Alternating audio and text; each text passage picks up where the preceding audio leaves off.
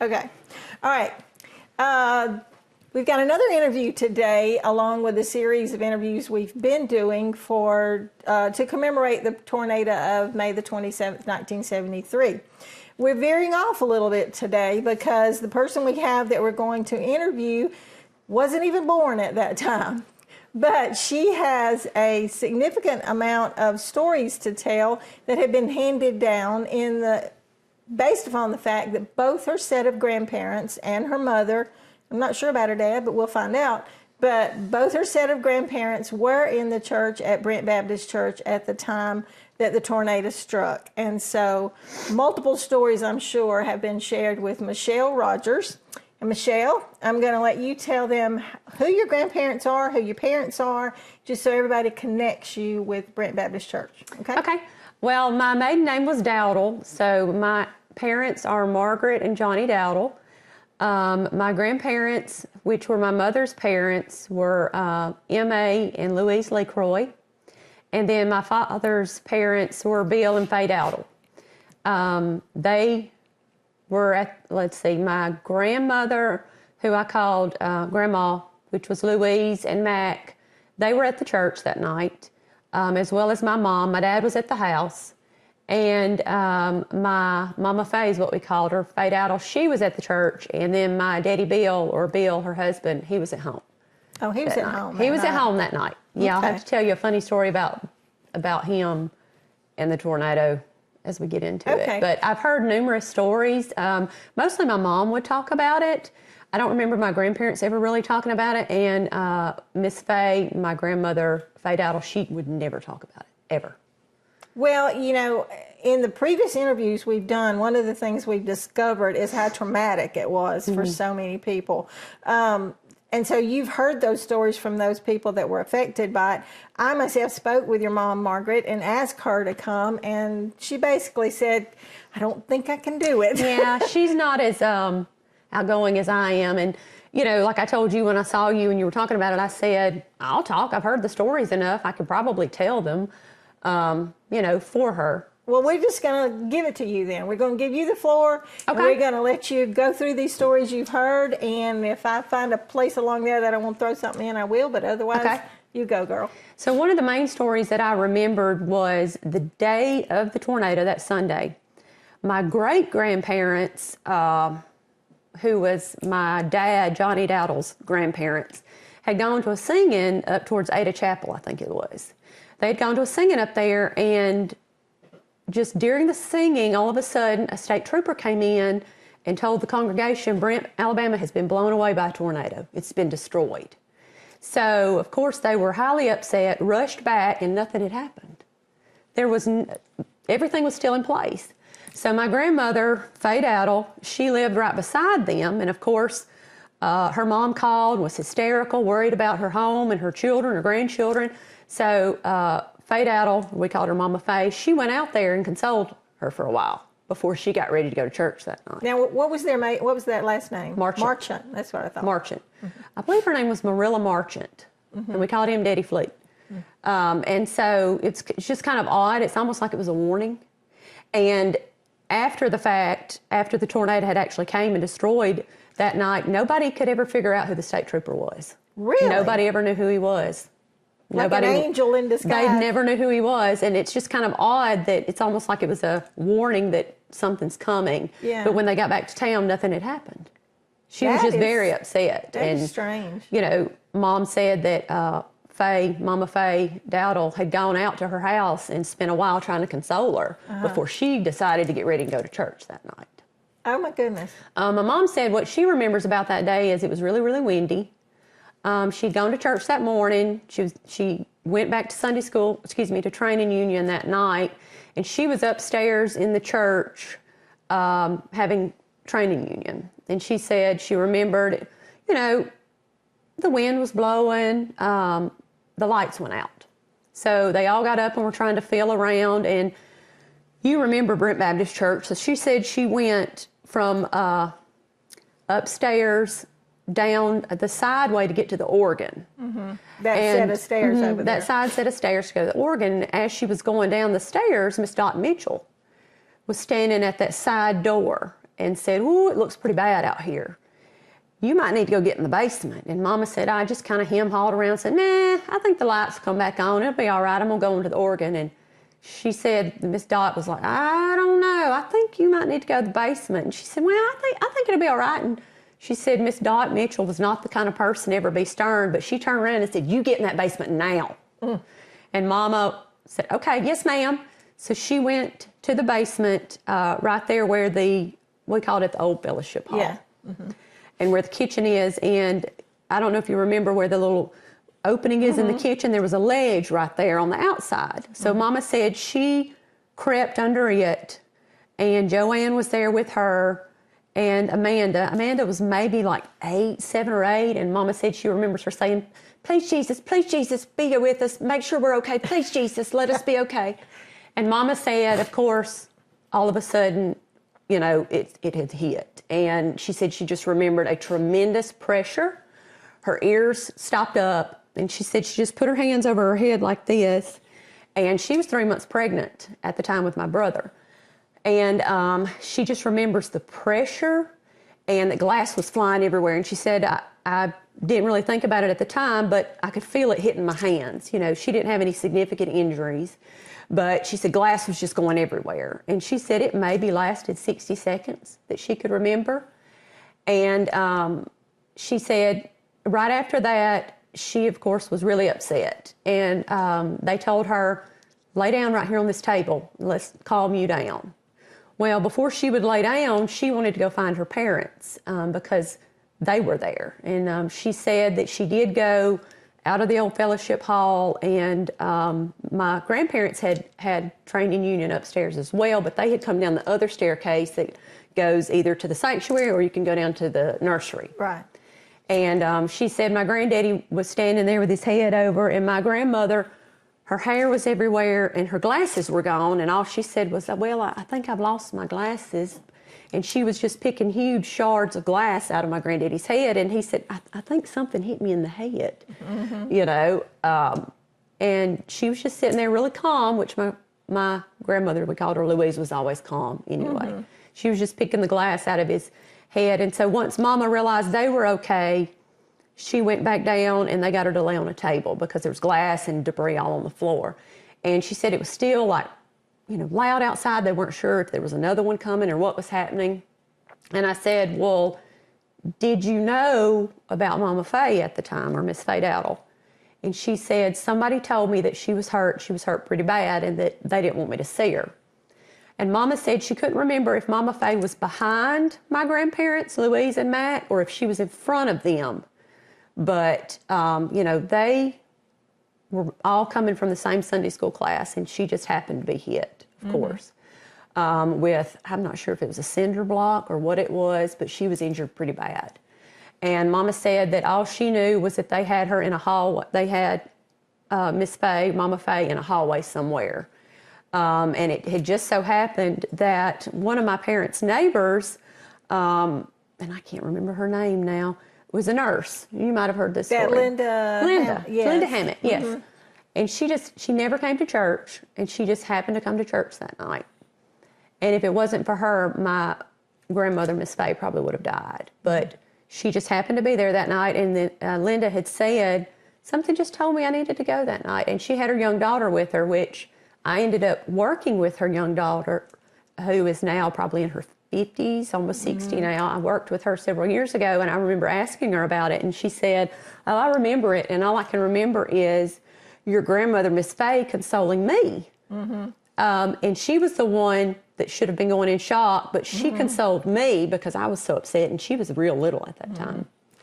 But I asked my mom, I said, "Well, where was Daddy?" And she said that he was at the house. He typically didn't go to church on Sunday nights with her, but he was at the house. And she said that he had gone outside, and he noticed that afternoon that they had planted these little trees, oak trees, I guess, in the backyard. You know how when the wind blows really bad, they'll blow back and forth. Well, these just blew all the same way and were touching the ground. And of course, it upset my dad. He said, "I'm going to go get some string and try to tie those things up." Well, Mom said, I didn't even think about the fact that the wind was blowing so hard and it wasn't in two different directions. It was all in one direction. But Dad was at home. He looked out the window and he saw that big dark cloud. So he had a really big jacked up truck. I don't know if it was a Chevrolet or a Ford, but he jumped in it and went out to my Uncle Billy's house, who was his brother, Billy And Dowell. they all lived right there on Burton They Corner. lived right there. They were actually the neighbors to the right of my dad's house. And my Uncle Billy was, of course, still asleep in the bed taking a nap. But my dad, by the time he got in the back door, he grabbed Billy's wife at the time, Judy, and their two boys, and threw them on the floor because it had hit the house. Really, I think all the damage that they had there was it blew all the windows out of the house. My dad went outside immediately after it happened, and his truck, which was a jacked up one, was about this tall then. It had gotten smushed completely. So my grandparents, Emma and Louise LeCroy, happened to live just on down the road. And my dad couldn't find a vehicle that ran, but he wanted to go check on my mom. He knew she was pregnant. She's at the church. His family's at the church, his mom. So he ran down to my grandparents, the LeCroys, and found an old work truck that back then, they left the keys in the thing, and it drove. So he was able to drive not very far into the town of Brent before he had to stop. And he got out and ran, and she said, he came running in, where's Margaret? Where's Margaret? Is she all right? And, he realized she was fine, and then somebody said, you need to go check on your mom. She's hurt pretty bad. So I do think he saw my grandmother, but my mom, they wouldn't let her see her. And my mom says that, Miss Dot pretty much saved her life because the person that was killed in that church was killed right there at the organ. When did she realize that right there at the organ was where that damage was, that she could have been caught in it? It wasn't until she didn't go up. It wasn't until later on. And she said there was a beam or a huge beam, it looks like, that had gone straight down and cut the organ in half. And I said, oh, that wasn't the same organ you have now? And she said, oh, no, it was destroyed. It was destroyed. And she said, if I had been sitting there like I wanted to be, I would have been killed. And your brother would never be here, and I would never be here. So, Miss Dot pretty much saved, her life. Right. My mom said, that my grandparents owned LeCroy Furniture Store, which was now Spiller Furniture. They sold it to them, but she said she remembered when my dad came in after he had said the house seemed to be okay, his truck was destroyed, that he said the roof is off the furniture store. I think everything's destroyed in there. But of course, the old brick building was still standing, I believe. The windows were out. All the brand new furniture was ruined. My mom said my granddaddy lost a lot of money off of that and had to end up selling it for really cheap because it was water damage. Yeah. But, that was pretty much it. So you said earlier that Brother Mac and Miss Louise would speak about it. They would talk to you about it. It's more so my grandmother. Okay. My granddad, Mr. Mack, he never really talked about it. He didn't like to talk about the war until he got a lot older. Yeah. And that was one of the things he could remember. Yeah. But my grandmother would talk about it. Mostly she would just say, we were blessed to be alive. We were blessed to be alive to make it. It must have been really traumatic for them to see the damage that was done at that organ where their daughter would have been sitting, and just how she was saved from, and I think your mom an only child? She has a brother. That's had right. a brother. She has a brother. Richard. Yes. He didn't live here at that time. He was living in Tuscaloosa. Yeah. And so it was their first grandbaby. Oh, was coming. that's true. Yeah, shame. Because my mom, like I said, was 3 months pregnant. But she said that even later, she did remember even later on that night, it was probably, she thinks it hit maybe around 7:30. It was probably 9:30 before they could actually find a car to leave. And she said even after it had passed over, it was still dark outside, and somebody said, I think another one just hit. Wow. Because it was still really bad outside. But she said that she did my dad and my mom went and stayed with their neighbor's brother. I believe it was Miss Margaret Latham's brother, maybe. But they went and stayed with them because they couldn't go to their house. There were no windows, no power. But, you know, it was a while before they were able to go back to the house. And Miss Fay would never speak of it? She never wanted to talk about it. And what about Mr. Beale? He was at home? He was at home. So the only thing that he ever said, and he kind of joked about it, was when, at that time, when he went and found out it was coming, he went to try to get up under the bed and couldn't get under there because she had so many shoe boxes hidden under there. Because she liked to shop like myself and has a shoe fetish, which I think I inherited. So he couldn't get under the bed for the shoe boxes. Yeah. But that was all he would ever really say. Was that house damaged? It was not.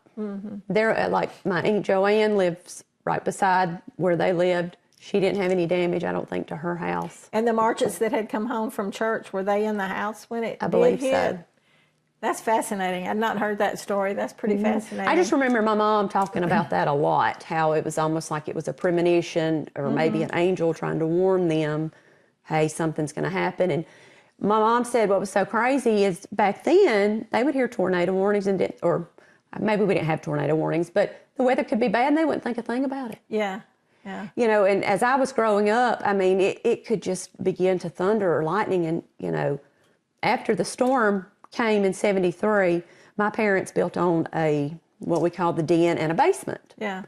And that was the reason they built it, was my mother was scared to death of the weather, of course.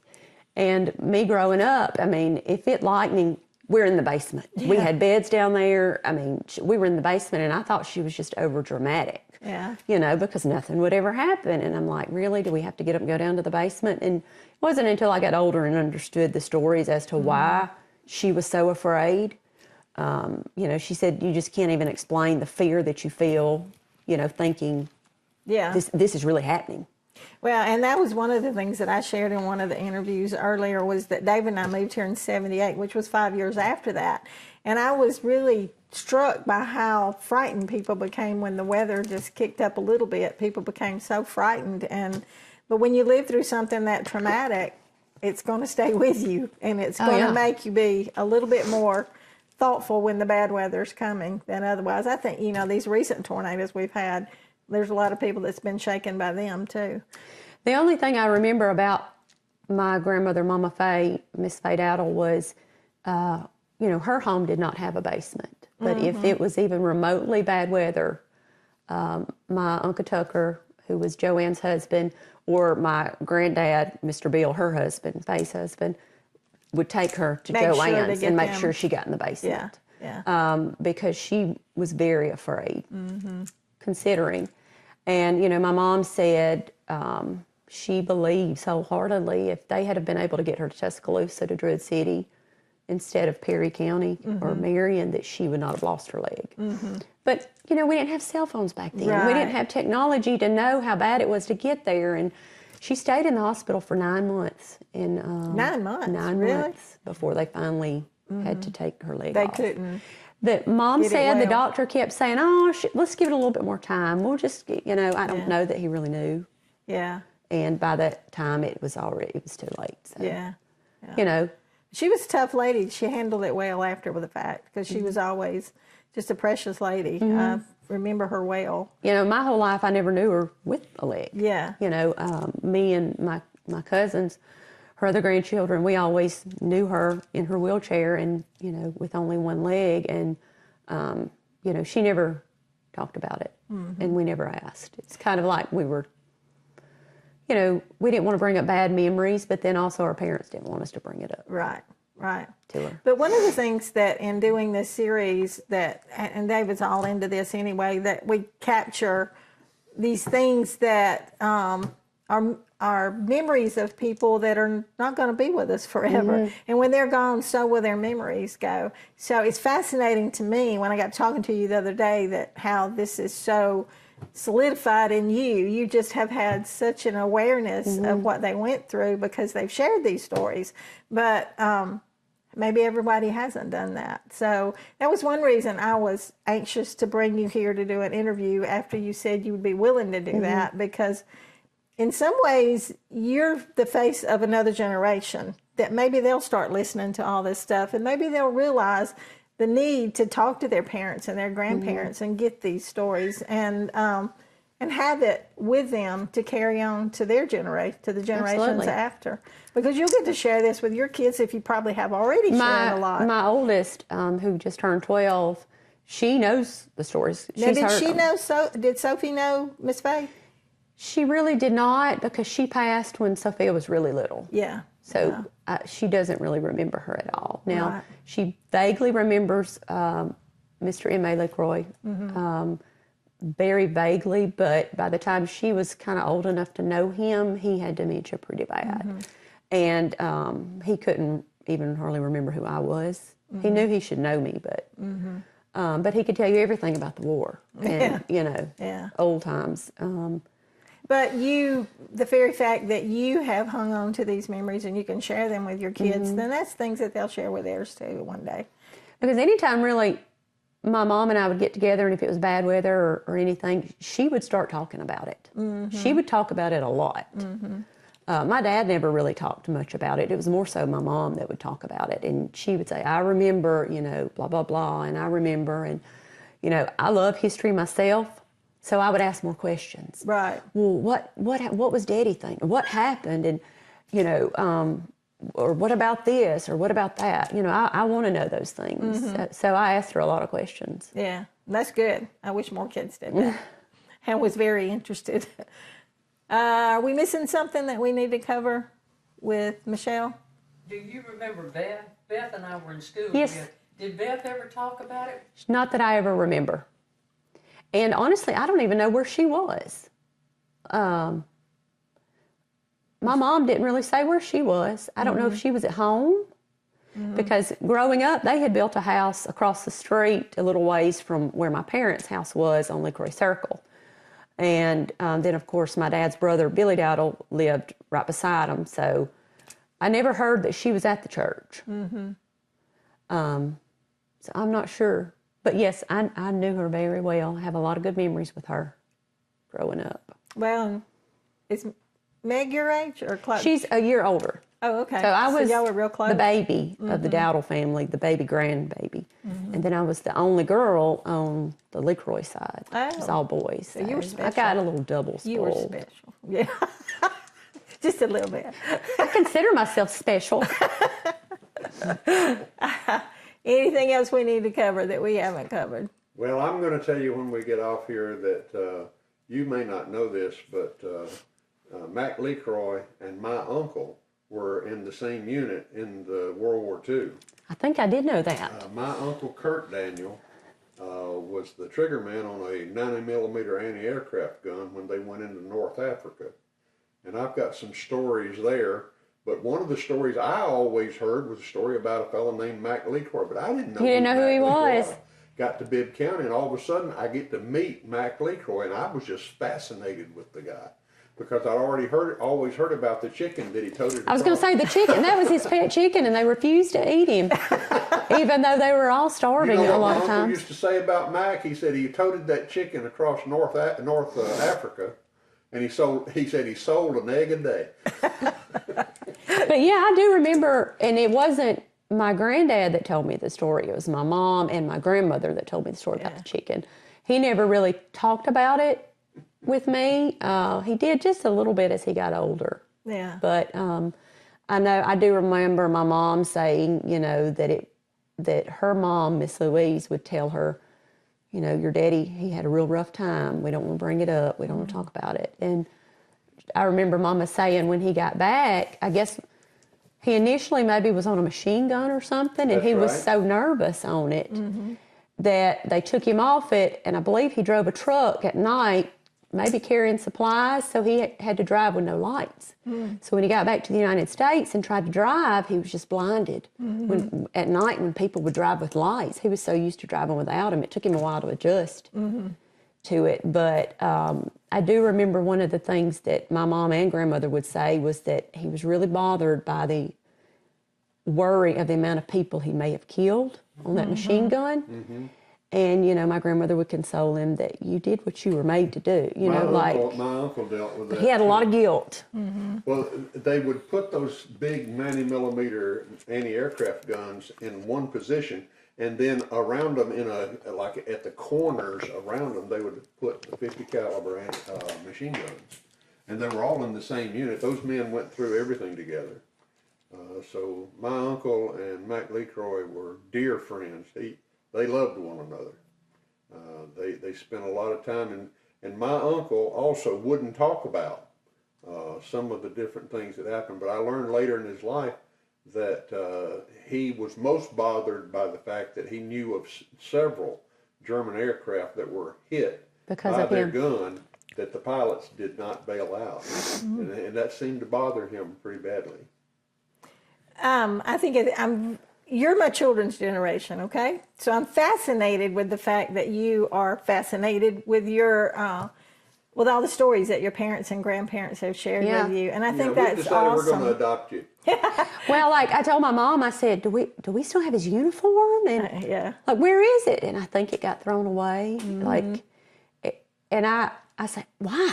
You know, like, but when my grandmother passed away and my granddad had developed dementia, you know, my mom and my aunt, Sherry, who was married to my Uncle Richard, they, you know, went through all the boxes and lots of pictures and found, you know, I believe they had found some letters because she wrote him a letter every day, my grandmother, and they courted through the mail and fell in Right. love with each other through the mail. And every time I hear Psalms 91, I think about my granddad because he said he read it every single day. And he said that's what kept him alive. Yeah. Was Psalms 91. Yeah. What about Milla Daly Beauchamp? Now she was good friends with my mom. Where would she have been living when that hit? What are you doing with that? So Miss Ruth Daly lived there on LaCroix Circle. Right.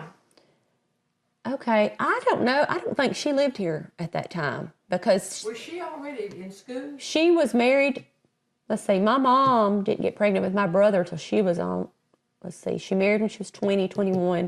It took her like 7 years to get pregnant, I think. So they were already done with school. I don't remember. I don't think Milla lived around here. And I'll have to call her and see. didn't she change her name? It goes by something else now. Beauchamp? But Is this Miss Ruth? Miss Ruth's daughter, I thought, wasn't she a professor or something? Yeah. I thought Mama said she had changed her name to something else, that she didn't like Milla. Oh. Oh, well, we all call her Milla. And I'm going to have to ask Mama what it was. Michelle, I found something, or somebody brought me something you might find interesting. I want to show folks this. You should get the cobwebs off. Well, no, the cobwebs. That adds to the- cobwebs give it character. Yeah. You know what that is? I That was don't. after the storm. That was picked up. It's a road sign from the City of Brent, street sign. And Really? apparently, both of these came off of the same pole because, if you'll notice, That's what the straight signs used to look like. that is made out of heart pine. Pick it up, Michelle, and see how heavy that Need thing two is. hands. Wow. Can you believe it? We're going to clean the cobwebs Well- off. So Black somebody street. had these? Yeah, somebody put them up and saved them because they knew they were coming through with bulldozers and everything, just piling everything up. They took these off and put them in a warehouse. Does this mean Highway 25? Is that Alabama Highway 25. I think it is, yeah. That was the highway through Brent, and then White Street is currently in Brent, the street that goes through the housing project. Is that the street like where Mr. Green was? No, he live behind there? that's down there past Phil and Jenny's That's Well, place. it was That worked probably Yeah, KY. it was probably Or KY. Manus that pulled them and stuck them back. Maybe. Yeah, and Walt Williams brought those to me, and he said they were talking about throwing them away. I said, no, you're not throwing those away. Oh, wow. That's great that they kept them. Yeah. I think it is too. I think it's kind of cool to see how they used to make their street signs. You got to get over there for that next I never interview. would have thought that was a street sign. Thank you for doing this, Michelle. Sure. I love your mama to death, but I totally was not going to pressure she her was into like, this. no, I can't be on camera. I'll just get so nervous. I said, well, just tell me the stories again, refresh my mind. Yeah. And then she even wrote them down. And I said, I think I got them. Well, tell your peers to watch your videos so that maybe okay. they'll start doing this Well, kind of there's stuff. nothing more precious than the family stories, I can tell you that. And I love them all. Like, you know, like my mom would tell stories about my granddad growing up and how he had a hard time, and you know that Mom always said he was the best one of all them boys. Because are you still filming? Only the part that you're talking. Well, I don't know. She's trying to be careful I don't know that now. I want to tell this for everybody to see. Oh no, we want to hear it all. Well, yeah, but Johnny may not want it told, Well, right? no, If it's Johnny. one of my daddy of M.A. LeCroy's brothers shot his toe off so he wouldn't have to go to the war. He was the only one that said, no, I'm going to do my duty, but all the other ones got out of it. One took some medicine to make his heart rate go fast. How many brothers do you have? Oh, I can't even remember. I think there were 12 of them. Oh, my goodness. Oh, my goodness. But he was... Now, did he grew up over Isabella area? Is that where he grew Yes, up? ma'am. Yeah, over at Mulberry, where, yeah. But he was the only one that was willing to go stay with his grandmother at night. He was 7 years old and would walk down a little dark street to her house because she was scared to stay by herself at night. And he was the only one willing to do it. All the other ones wouldn't do it. And my mom... He was a pretty fascinating fellow. He was the one that was always called on church, too, to dismiss everybody. And I can probably quote, Dear Heavenly Father, we pause at this moment. He always started at the same. And it was real loud. Dear Heavenly Father, we pause at this moment. He's a good fella. You Good sounded just fella. like him. But yeah, he was a good man. I wish I knew more of their stories. You know, I've tried with my mom to get on Ancestry sometimes and look back, you know, to our ancestors and, you know, learn more about them because I think it's interesting. I actually found pictures of my Miss Louise LeCroy, her mother's brothers, and they look just like my brother, which is really weird. You know, that goes back that many generations and seeing pictures and how much they resemble my brother. Yeah. The acorn really doesn't fall very far from the tree, does it? Well, I don't think I look anything like them, really. Thank When goodness. when I looked back on that side, but I could see like my brother. Yeah, He yeah. favored them. Yeah. Well, you're precious to come out and do this. Sure. We deeply appreciate it. Thank and you I so think much. people in the future are going to be very appreciative that you're willing to share this too. Yes.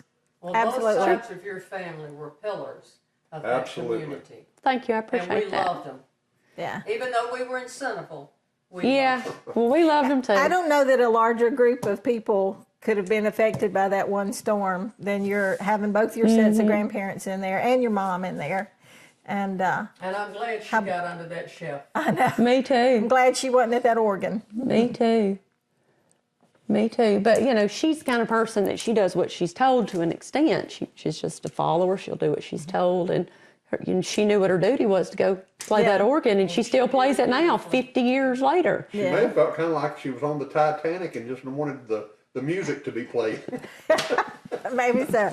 That's kind of depressing. I just watched a documentary about Did you? more of the Titanic, and my husband hates documentaries, but I love them. I love documentaries. He You love doesn't like history, don't you? documentaries. Oh, no. David likes documentaries. He's like, Michelle, this is so boring.